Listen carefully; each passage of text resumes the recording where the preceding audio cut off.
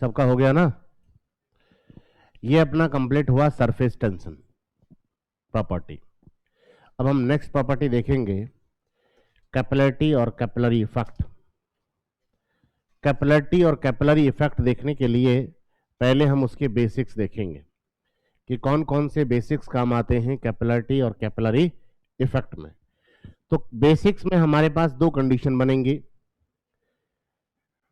कि अलग अलग फोर्सेस के बारे में हम देखेंगे, एडहेसिव फोर्स क्या होगा और कोहेसिव फोर्स क्या होगा। तो मेरे पास कंडीशन बनेंगी या तो एडहेसिव फोर्स ज्यादा होगा या फिर कोहेसिव फोर्स ज्यादा होगा। ये हमारे पास दो बेसिक कंडीशंस बनेंगी, उनके बारे में हम देखते हैं। तो टॉपिक लिखें behaviour of liquid with surface. Behaviour of liquid with surface, this is the basic concept of capillary action और capillarity. Surface tension is finished, ठीक है। कोई समस्या किसी को सरफेस टेंशन में? प्रॉपर्टीज हमने पढ़ी हैं, उन प्रॉपर्टीज में इस चैप्टर की ये लास्ट प्रॉपर्टी है, मतलब फ्लूइड की लास्ट प्रॉपर्टी है ये। आज इसका स्वाहा हो जाएगा। देखो behaviour of liquid with surface, तो मेरे पास यहां से कंडीशंस क्या क्या बनेंगी और क्या क्या बिहेवियर होगा उसको हम समझते हैं। जैसे ये मेरे पास एक सरफेस है, इसके ऊपर कोई लिक्विड फ्लो कर रहा है। ये लिक्विड क्या कर रहा है? फ्लो कर रहा है।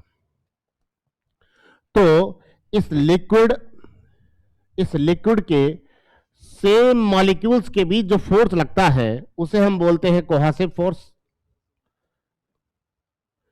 यस और नो? लिक्विड के सेम मॉलिक्यूल्स के बीच जो फोर्स लग रहा है वो क्या है? Cohesive force. और लिक्विड के और इस सरफेस के बीच जो फोर्स लग रहा है उसे हम बोलेंगे एडहेसिव फोर्स। लिक्विड और इस सरफेस के बीच जो फोर्स लग रहा है वो क्या है? Adhesive force. लिक्विड के सेम मॉलिक्यूल्स के बीच लगने वाला फोर्स है cohesive force. Force between the same molecules, same molecules के बीच लगने वाला फोर्स क्या है? Cohesive force. और force between the different surfaces is adhesive force. Yes और नो? तो मैं यहां से इनका बेसिक डेफिनेशन लिख देता हूं। कोहेसिव फोर्स, कोहेसिव फोर्स हमने कहा फोर्स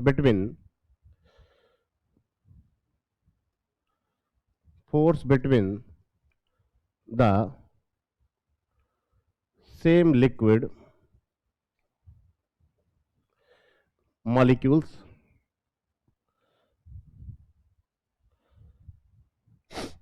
सेम लिक्विड मॉलिक्यूल्स। और एडहेसिव फोर्स क्या हो जाएगा?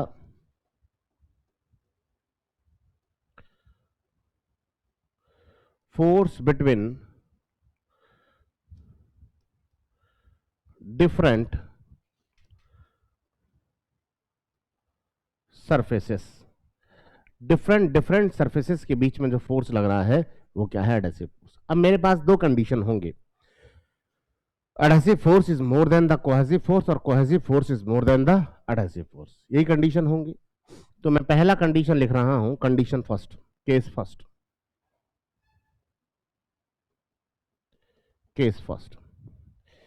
कि adhesive force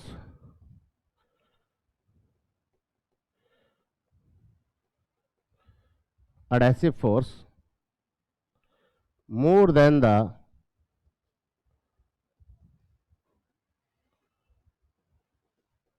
cohesive force. Adhesive force क्या है? कोहेसिव फोर्स से ज्यादा। ये मेरे पास कंडीशन है, ठीक है जी।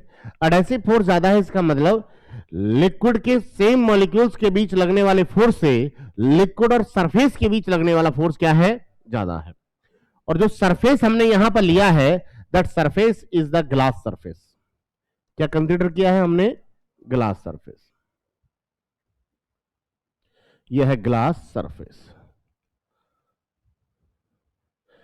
इस ग्लास सरफेस के ऊपर मैं क्या डालूंगा? लिक्विड। ग्लास सरफेस मैंने इसलिए लिया है क्योंकि थोड़ी देर बाद हम जो कैपिलरी ट्यूब बनाएंगे वो भी ग्लास की बनाएंगे, तो इसके साथ एक्सपेरिमेंट हो चुका होगा। तो हमने इसके ऊपर डाला है पानी। क्या डाल दिया? Liquid, water. अब लिक्विड डाला है, उसने इस प्रकार का शेप लिया है। इस प्रकार का शेप क्यों लिया? क्योंकि हम जानते हैं इस कंडीशन में एडहेसिव फोर्स ज्यादा है किससे, कोहेसिव फोर्स से। लिक्विड के सेम मॉलिक्यूल्स के बीच लगने वाला फोर्स लिक्विड और ग्लास सरफेस के बीच लगने वाले फोर्स से कम है, और जो फोर्स ज्यादा होता है वो अपनी तरफ खींचता है। कौन ज्यादा है इनका, इस ग्लास सरफेस का और लिक्विड के बीच लगने वाला फोर्स ज्यादा है, तो ग्लास सरफेस पानी को अपनी तरफ खींचेगा।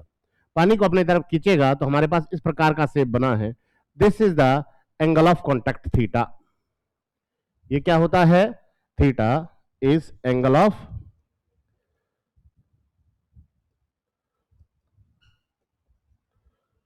कॉन्टैक्ट।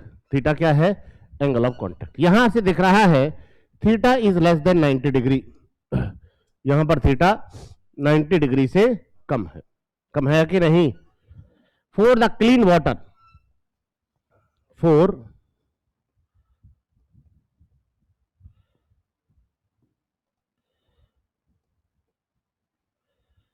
क्लीन वाटर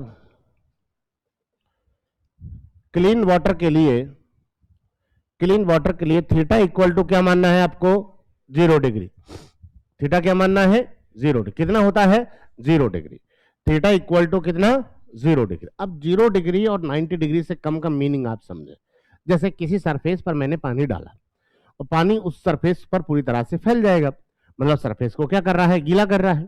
सरफेस को क्या कर रहा है, गीला कर रहा है। तो यहां से जो हमारे पास केस बनेगा वो केस क्या बनेगा, यहां से जो हमारे पास केस बन रहा है वो क्या बन रहा है कि liquid wets the solid surface. अगर जिस सरफेस पर मैं लिक्विड को डाल रहा हूं उस सरफेस को लिक्विड क्या कर रहा है, गीला कर रहा है। ठीक है जी, जैसे पानी में आप कोई सरफेस डालो तुरंत बाहर निकालो, सरफेस गीला होकर आएगा ना। उसका कारण क्या होता है, adhesive force is more than the cohesive force. Cohesive force से ज्यादा है। तो ये हमारे पास कंडीशन बना जिसको हम बोलते हैं वेटिंग कंडीशन।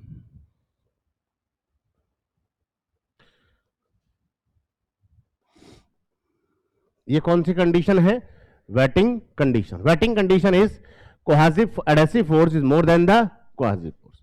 दूसरा कंडीशन मेरे पास क्या होगा उसको हम समझते हैं। दूसरा कंडीशन मेरे पास क्या हुआ, case second. Cohesive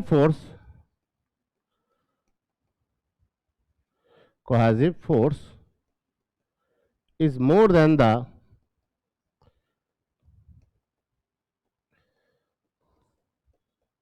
adhesive force। Cohesive force है वो एडहेसिव फोर्स से क्या है, ज्यादा है। ये कब होगा, जब ग्लास सरफेस के ऊपर Hg डाली जाए, मरकरी डाला जाए। तो ये है ग्लास सरफेस। इस ग्लास सरफेस के ऊपर हम क्या डाल दें, मरकरी। तो मरकरी जैसे ही इसके अंदर ऊपर डालेंगे तो मरकरी इस प्रकार का शेप लेता है। तो ये है Hg। मरकरी यहां से पॉइंट कांटेक्ट बनाना चाहता है। पॉइंट कांटेक्ट, हमने कहा what is the point contact, मतलब इस सरफेस से एक पॉइंट के साथ जुड़े कोई स्पेयर हमेशा पॉइंट के साथ ही जुड़ता है। तो ये पॉइंट कांटेक्ट बनाना चाहता है। लेकिन मरकरी का खुद का वजन भी होता है, मरकरी का खुद का वेट होता है, इसलिए ये पॉइंट कांटेक्ट पॉसिबल नहीं हो पाता। तो ये शेप इस तरह से बन जाती है, ये इस तरह से बन जाती है। यस और नो। तो यहां से एंगल ऑफ कांटेक्ट हमारे पास मिलेगा ये और ये, दिस इज द थीटा, और ये भी क्या है, थीटा। एंगल ऑफ कांटेक्ट क्या मिलेगा, थीटा। कोई समस्या, तो एंगल ऑफ कांटेक्ट क्या हो गया आपका, थीटा हो गया। Angle of contact theta is greater than 90 डिग्री।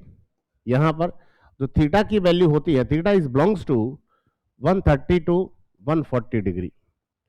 यहां पर थीटा कितना होता है, 130 से 140 के बीच में। तो मैं यहां से अगर बात करूं कि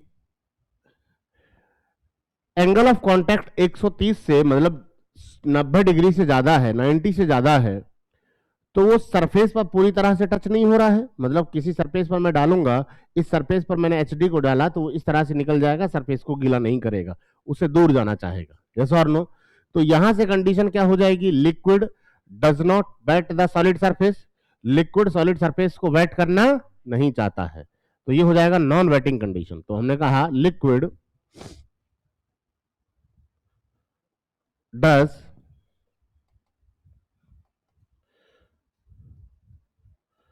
not wet the solid surface, तो ये कौन सा कंडीशन हो जाएगा, नॉन वेटिंग कंडीशन। कौन सा कंडीशन हो गया, नॉन वेटिंग कंडीशन। वेटिंग और नॉन वेटिंग कंडीशन ऑब्जेक्टिव क्वेश्चनों में पूछे गए हैं। वेटिंग कंडीशन कब होगा और नॉन वेटिंग कंडीशन कब होगा। वेटिंग कंडीशन होगा जब एडहेसिव फोर्स ज्यादा है कोहेसिव फोर्स से, तो हो जाएगा वेटिंग कंडीशन। आपको कंफ्यूज नहीं होना है, जब हम एग्जामिनेशन हॉल में होंगे तो कंफ्यूजन ये होता है कि वेटिंग कंडीशन में एडहेसिव फोर्स ज्यादा था या फिर कोहेसिव फोर्स ज्यादा था।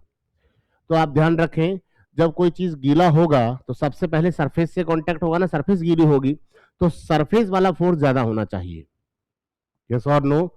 जो सरफेस का और उस लिक्विड के बीच का फोर्स है, लिक्विड के सेम मॉलिक्यूल्स के फोर्स के कंपैरेटिवली वो क्या होना चाहिए, ज्यादा होना चाहिए, तभी तो सरफेस गीला होगा। तो सरफेस और लिक्विड के बीच का फोर्स कौन सा है, एडहेसिव फोर्स। तो एडहेसिव फोर्स ज्यादा होगा तब क्या होगी, वेटिंग कंडीशन। जब एडहेसिव फोर्स ज्यादा नहीं है तो क्या होगा, नॉन वेटिंग कंडीशन। कोई समस्या, नोट कर लीजिए।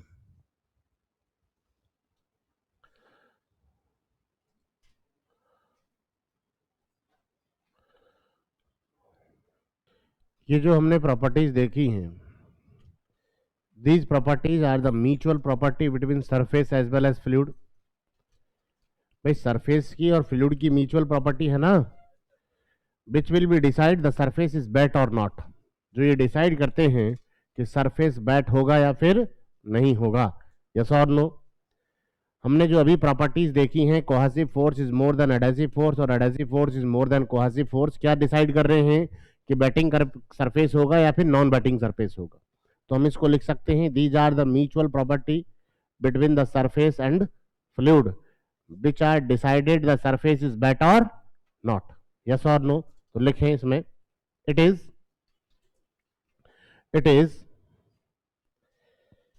a mutual property of surface as well as fluid, it is a mutual property, mutual, mutual का मतलब होता है आपस की, it is a mutual property of surface as well as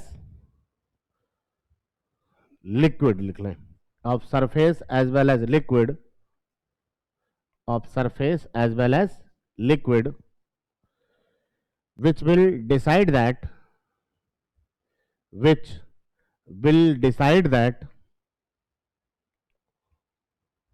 the liquid is wet the surface or not, which will decide that the liquid is wet the surface or not, which will decide that the liquid is wet the surface or not।